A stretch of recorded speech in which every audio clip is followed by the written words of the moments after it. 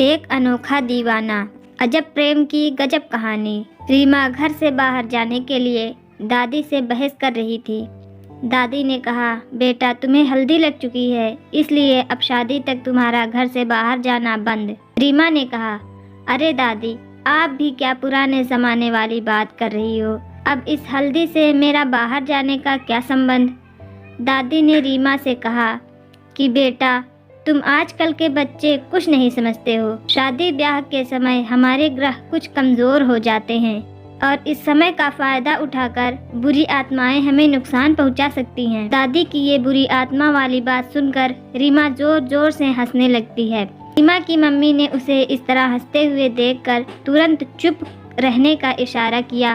रीमा को अच्छा नहीं लगा और उसने अपने दादी और अपनी मम्मी से कहा, आप लोग भी कैसी बातें कर रहे हो। आज दुनिया चांद पर घर बसाने की सोच रही है और आप लोग आज भी इसी भूत प्रेत के चक्कर में पड़े हो। रीमा की मम्मी ने उसे कहा कि बेटा चुप रहो, बात में हमसे बहस करना ज़रूरी नहीं होता है। बेटा, जो कुछ भी चाहिए वो ऑनलाइन ऑर्डर कर लो या फिर हमें बता दो, हम ले आएंगे। रीमा ने कहा, अच्छा ठीक है, और वो अपने कमरे में चली जाती है।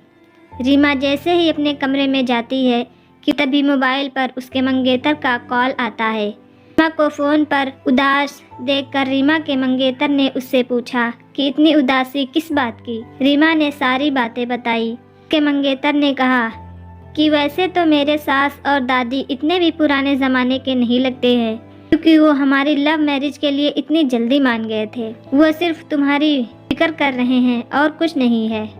उसके मंगेतर ने उसे कहा, अच्छा सुनो, जिस बात के लिए मैंने तुम्हें फ़ोन किया था वो तो मैं भूल ही गया। रीमा ने पूछा, कौन सी बात। उसने कहा कि बात यह है कि हम शादी के बाद हनीमून करने के लिए मनाली जाएंगे। वो बहुत अच्छा हिल स्टेशन है और हमें वहाँ बहुत मज़ा भी आएगा। तुम्हारा क्या ख्याल है। रीमा ने कहा, जैसे तुम ठीक समझो। दोनों की बात ख़त्म हो गई। रीमा और आकाश की शादी बहुत धूमधाम से हुई। शादी की सारी रस्मों को निपटाकर दोनों ने मनाली जाने के लिए तैयारी भी कर ली। आकाश ने रीमा से कहा कि तुम अपने घर वालों को भी फ़ोन करके बता दो कि हम हनीमून के लिए मनाली जा रहे हैं। रीमा ने जैसे ही अपने घर फ़ोन लगाया कि दादी फिर से वही रीमा को समझाने लगी कि देर रात तक मत घूमना, क्योंकि तुम्हारी हल्दी और मेहंदी का रंग अभी भी फीका नहीं पड़ा है।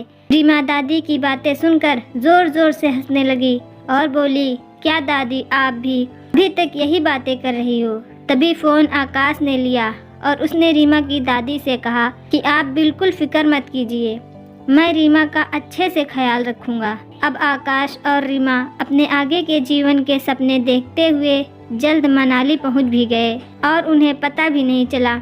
यहाँ के नैसर्गिक सौंदर्य को देखकर दोनों बहुत खुश हो गए। उस दिन दोनों गेस्ट हाउस में ही रुके। अगली सुबह रीमा ने आकाश को उठाया तो वो रीमा को देखता ही रह गया। लाल सलवार कमीज और खुले बालों में रीमा बहुत ही खूबसूरत लग रही थी। स्टोरी का अगला पार्ट सुनने के लिए हमारे चैनल को सब्सक्राइब करें।